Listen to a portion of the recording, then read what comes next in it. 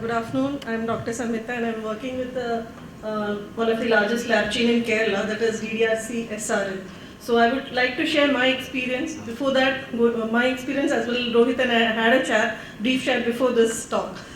So I'll be taking you through the last 2 years, what we had experienced here and how it, at this point, where we are. And as Avinash sir rightly said, I'm still skeptical whether the pandemic is over. As a microbiologist, I'm assuming that we might have one more fourth wave and that might come in July. Let's see. That is something else that we can discuss on another platform. So brief recap, all of you might be remembering the beginning of the pandemic, India was unprepared for the challenge of diagnosing almost 1.4 billion people. And during that time, the single apex institute that was allowed to test was the NIV Pune, National Institute of Virology Pune. And by March 2020, there comes the role of what is the role of quality or what is the role of accredited laboratories. That is, only molecular accredited laboratories were given the opportunity to start testing straight away. So in Kerala, we were the only lab that was our molecular test was already accredited. We had this HCV, RNA, PCR in place, so we were given approval straight away. So in March 2020, the first private lab to start testing, and then only labs with NABL accredited molecular testing were able to seamlessly begin testing. And in 3 months' time, POCT, that is point of care testing like TrueNat and Gene Experts were also in place. And just look at the numbers. By Feb 2021, we had almost 1,800 plus labs going in for COVID-19 testing. That is, at the beginning of March, we had only one of few labs, but by the just 9 or 10 months after the beginning of the testing in India, we had 1,800 labs. Doesn't that require a loud applause? Because within a span of say few months, the number of labs, the number of tests, the kind of tests. I mean, some of us never. Some of those molecular biology testing was not available. It was not available in the market. We tried to get into various nitty-gritties of understanding which technology would suit our purpose. And then you can see the numbers that came. In the beginning, I'll have a dialogue with your slide. Yeah, definitely. Yes. So in the beginning, from my point of view, I'll just say, in the beginning, the numbers were rising. We were crunched for labs. We didn't do it. We were not one of those accredited molecular testing labs. So we were short of what we need, and the hospital needed some setup to be tied up with so that we can do. So we had some challenge there. Of course, it took us a couple of months to become accredited for mall bio, and then we started our own. But point is that when it started off, we all were at sea. After that, the number of tests, the kind of test, as a microbiologist, you'll tell us better when it comes to COVID testing. The range of testing, I'm sure you all have the same or similar experience to share. So that was that, and I think it's a great credit to our fraternity that we could actually get accredited, because that was a requirement. It was not just having a equipment or the test. The authorities demanded that we be accredited by NABL. So I'm sure during this rush, a lot of labs got accredited, at least for mall bio. And we had these numbers that you're sharing with us. And now it's 1 year back. This is 1 year back. Now we have more than 2,000 plus labs having this accreditation. So that is the picture. And challenges that we faced during that time, not all of the labs who are doing this testing. So one is the equipment. Setting up of a lab, a mall lab cost almost 50 lakhs. So there was a capital expenditure, followed by you have... Let's take up each point. Okay. I think these are all challenges that we face, isn't it? Equipment, like if we are starting a mall lab, especially for infectious diseases, we need to go through 3 phases. That is, we need to have a pre-analytical phase where the samples were to be opened and all those things had to be taken as session number, everything had to be taken care of. Then you had this extraction room which had to have BSLs, that is biosafety cabinets and things, again expenses came in. Then you had automated extractors coming in where the huge sample, I'm telling about a large large setting. Yeah. For smaller labs, even manual extraction would have been in place. Yeah. So that So was smaller setup went for TrueNAT Yeah, or TrueNAT Gene and Expert Gene kind Expert. of a setup, because obviously infrastructure setting up was a challenge. So many of the labs then went for this kind of a equipment, Yeah, okay, small, where small where you POCs, can, these equipments were yeah, very, very small. yeah. I don't know how many of you have seen them personally. Yeah, yeah. It's a very small equipment, these POCT testing equipments. So they didn't require much space, but the conventional PCR testing equipments required pakka rooms. That is, NABL was very stringent on those things. So all those rooms, that is extraction room, master mix room, or some peculiar workflow is there for setting up a mall lab. So everything had to come in place. And all these places also needed to have the biosafety cabinets also. Except for the post-PCR, the master mix room had to be done in a lab. So that was again additional expenses. And these all come in the capital expenditure. And along with that, systems had to be in place. You know what, another challenge, Rohit, you want to? Yeah, in a small lab, actually many small labs started with TrueNAT.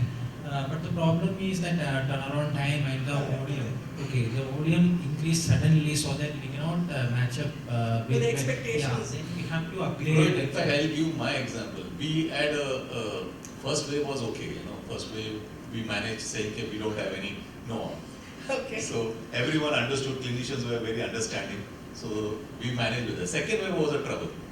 Second wave, and as soon as the second wave started, government authorities decided that all, because they wanted to open up, so decided all the travelers, all the workers, all the employees, let them get tested every 10 days, 15 days, whatever, they decided their own rules. So suddenly we had an influx of tests. Neither a big centers, because we were tied up with 2-3 big centers at that time. We said, okay, we'll send samples. None of them could manage it. We were not equipped actually. Yeah, we were I'm not working in a equipped. large lab, so we were not equipped. Yeah, suddenly there was, I think it was in the month of April or something like that. So, huge. So that's always a challenge, because the fluctuation of the work was not consistent. It was moving up and down along with the waves and along with the guidelines. And guidelines were changing every now and then. Like one day they'll say that you can do the testing, even in conventional PCR can be done. Next day it comes out like, okay, TrueNAT can be done, but that cannot be used for travelers. Then travelers are in a fix, because again they have to do the conventional testing. TrueNAT, for their safety purpose they might do, but again they have to spend another 2,000 rupees to do the testing at the airport. So many guidelines were changing now and then, so that was a hassle. Another question what I had for Rohit was that, Samitha talked about equipment and buying of equipment, the big ones, the small ones. But what about the challenge of other equipments? Did you face the challenge that other equipments were becoming a problem?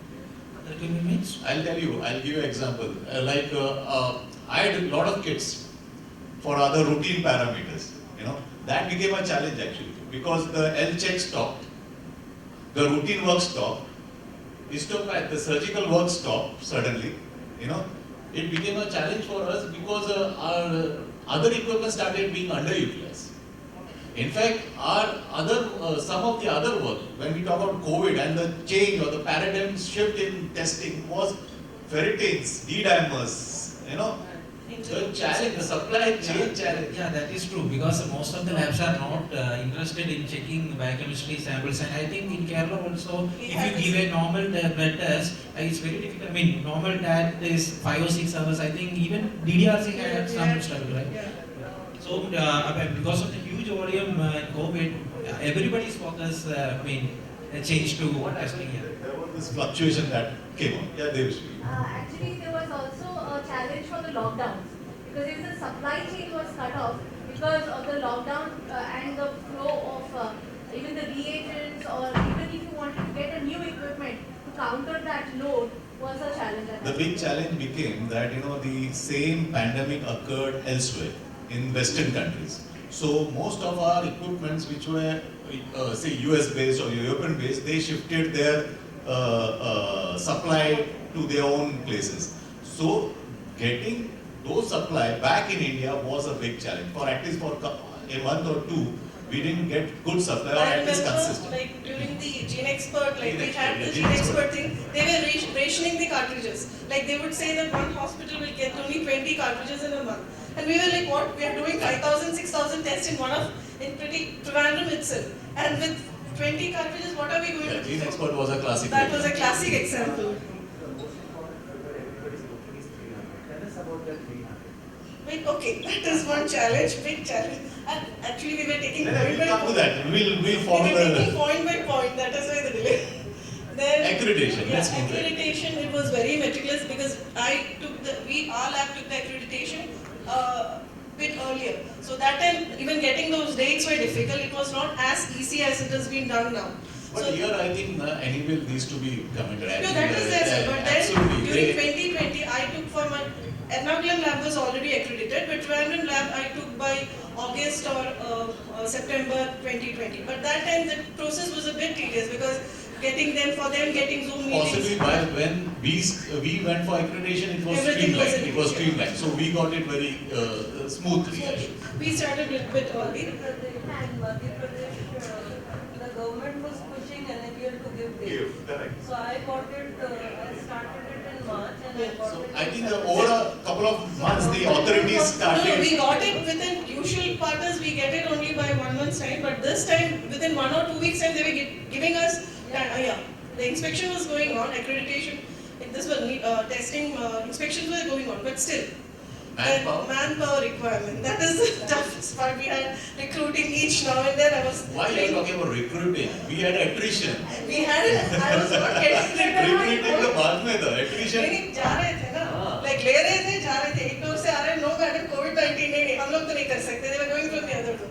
So that was one thing. I was training somebody. She would say, "Madam, the other lab is paying me more. KIMS itself paying me more. Hospitals are paying us more. We are going." And also there is that I have a cough or fever and not come for another. In fact, we had a huge attrition to begin with. I mean, just speaking out of personal experience. Then obviously the Epidemic Act was there. Hospitals had to put their foot down, saying, "Okay, now the Epidemic Act is there. You cannot leave." So the barrier of leaving was raised. Of course, people still left. That's a different matter. Many of but, them just they, didn't turn up. they had a lot of personal and family issues. You can't force anyone to work. Yeah. Travels were Public transport. public transport was In lost. fact, my experience has, I'm sorry to Yeah. interrupt. My experience with laboratories has been totally different. Wherein, yes, of course, the moment they got a raise of 5,000 rupees, there were technicians who started demanding 50 to 60,000 rupees. Yeah, And we had to pay them because there was no option which was there. because hands-on train skill, people were not there. Yes, and they would demand that they need services, like transport services at a time. If there are any extra working hours, they would be charging more. Hey, Santvana, see, from any institute or organization, we'll have to provide for what needs to be. If suppose there's a lockdown, I mean, in the first 2 months, there was a lockdown. We knew our ladies were traveling because most of the staff were ladies who were traveling and doing a lot of. Trains are not working, buses are not working. We had to provide for them because we then created hostels for them, which that facility was not available to begin with. But as madam said, Yeah. providing transport was fine. That they were demanding. They higher kept rates on and demands, things like yes, that. yes. The That was demands going. went on increasing as the time period was going on. Of course, then after some time, then it was stagnant and people understood that. Everybody was yes. That's one yes, experience, yeah. but yeah, that is. Then regulatory compliances like real time, we had to take data entry people. We had to put up like real time. We had to enter the data, positive, negative. For kuch bhi ho, we had to put it in ICMR portal. So for that, again we had to bring up new computers, bring up new staff, train data entry staff. If not, because here in Kerala, every day morning before 8 o'clock, we have to give the data to the everywhere. No, it's the same thing across India. So that was another headache. Like more staff, more. But that has served a lot. Yeah. Yeah, I agree, That sir. I has agree. Yes, served sir. a lot, and this was for the first time. The Everybody. whole nation properly, very designed, everything was. Otherwise our information data is FSI. This time I think at least it got streamlined. Everything was pakka. Like everything, they had to give the numbers correctly. They cannot just hide it up. So they had to put it correctly. Then the tag In pressure. fact, there used to be duplication, you know. Yes. Yeah, yeah. In Kerala, Kerala there used to be a SRF number. It is mandatory in all the reports. Yeah, so you cannot fake a report or any. I mean, everything is with transparent. So with Aadhaar number in place, Aadhaar number, I mean that was a good thing that at least the duplication or faking of those numbers were taken care of. Another thing is Aadhaar number is recorded in the system. So when the patient retests, all the data will be. You don't have to spend more time. So when there was another thing that fake certification of the reports was not there, that is a big thing, otherwise it is a big problem because of this. There may have been, sir, elements are definitely there, but very minimal. Very minimal. The people we know, it's all over the media that they got caught also. And other things they could have gone to anywhere. Absolutely, sir. Did anybody face a challenge of the SRFs not getting registered because of a crash of the system? Yeah, this was happening every now and then.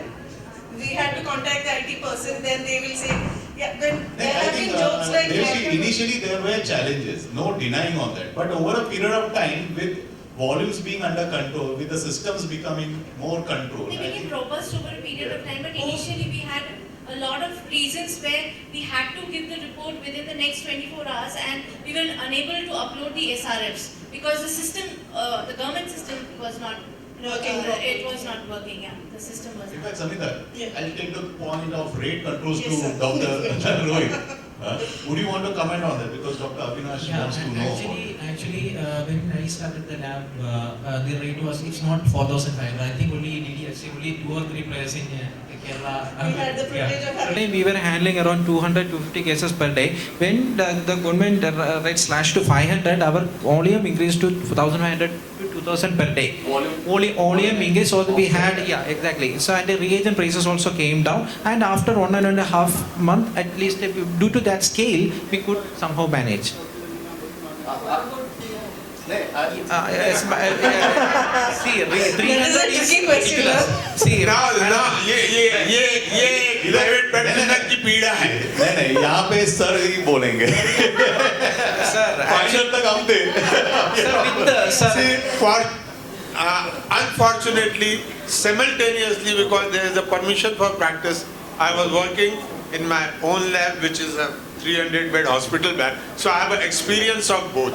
But then, as a human, as a healthcare provider, with a lot of, as a teacher rather, with the ethics, I said the chaos was avoided. What Vinita is saying, or what you are saying, is absolutely right. Yeah. So 500 was a limit where the humans existed. उसके बाद ये human हो गए.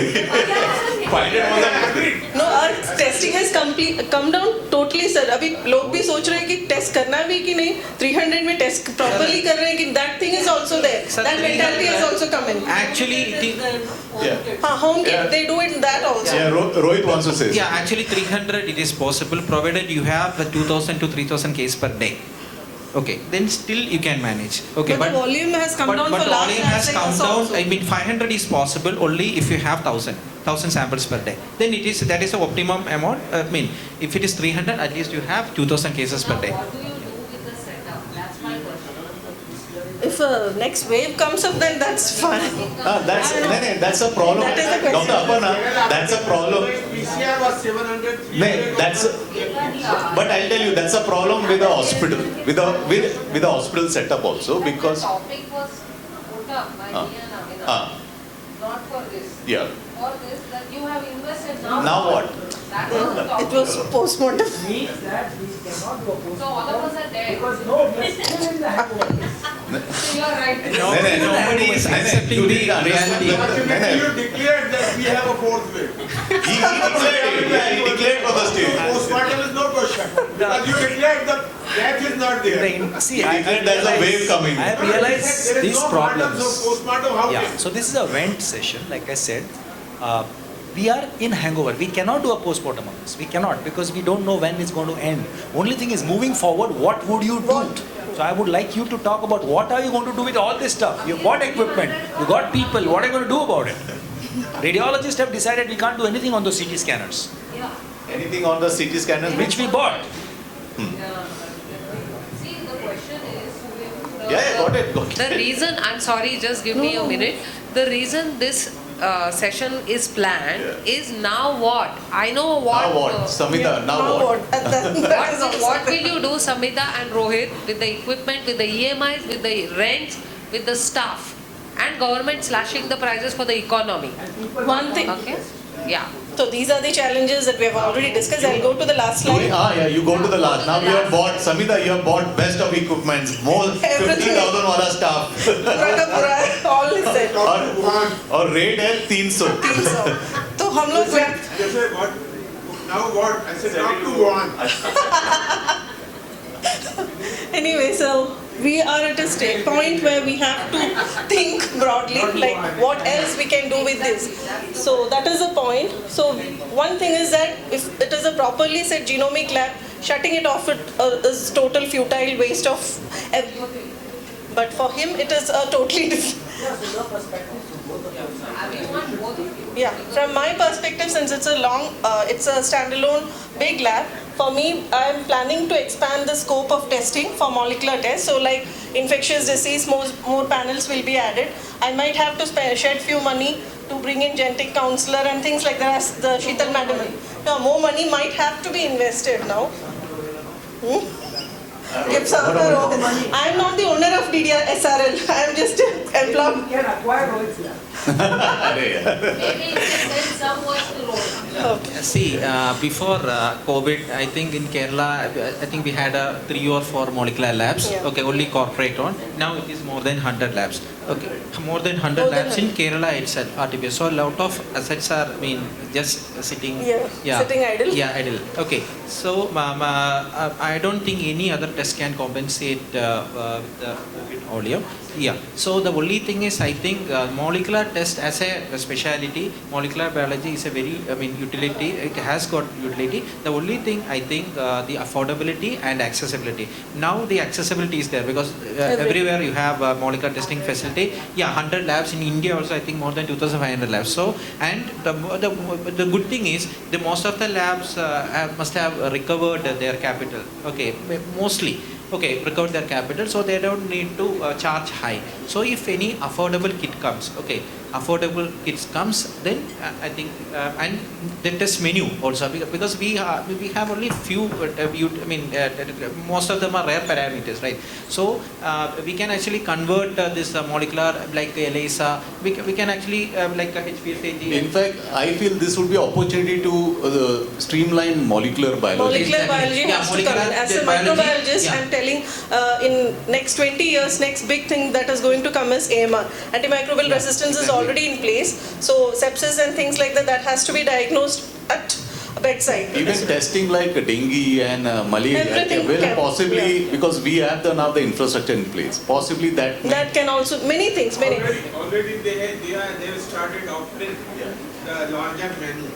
Because companies will also look at it, sir. Okay, the larger menu. Yeah. Only thing is, one sad thing is we have recruited manpower like anything, because to cope up with each wave we have bought in machines as well as manpower had been recruited. Now sad thing is MLT people, DMLT, vocational trained people we can actually send to other labs.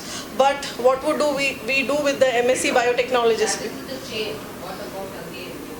Again, that's a real challenge we are facing. Like we don't need that much. Breaking the ice and telling. No. But I think it's a transition phase. I firmly believe that maybe after 2 years the molecular biology, a lot of tests will come. I think it will gradually pick up. Sheetal madam has said, genomic testing has to come in place. So maybe more such testing and prescriptions by clinicians might come in. And so the way forward is that we have to expand our scope. Yeah, I think the something. Possibly. Yeah, I think the medical reagent people, they have to do R&D and make. Lot of kits are from imported kits. I think Indian companies can innovate, and if they can, they can. Yeah, during Rohit, during this phase of 2 years, I think some of the entrepreneurs or some of the startups did do lot of research and they get some of the product in the market. Exactly, you know. exactly. So And I there think are labs which have been set purely for molecular testing, Yeah. so they have to expand their scope in other directions absolutely, also. absolutely. So I think overall, thanks Dr. Samitha and Dr. Rohit. We have a challenge still at hand. We don't know whether XC will come or something else will come or nothing will come. So we have probably in the next Cahocon we'll discuss further way forward. What happened? I Yeah. don't know. Because still according to him and more. So maybe that time we will. Sir, one more point. Yeah. One more point I'd like to share, because I talked with a few of the reagent, companies. Okay, their challenge is validation. Okay, so not many labs are.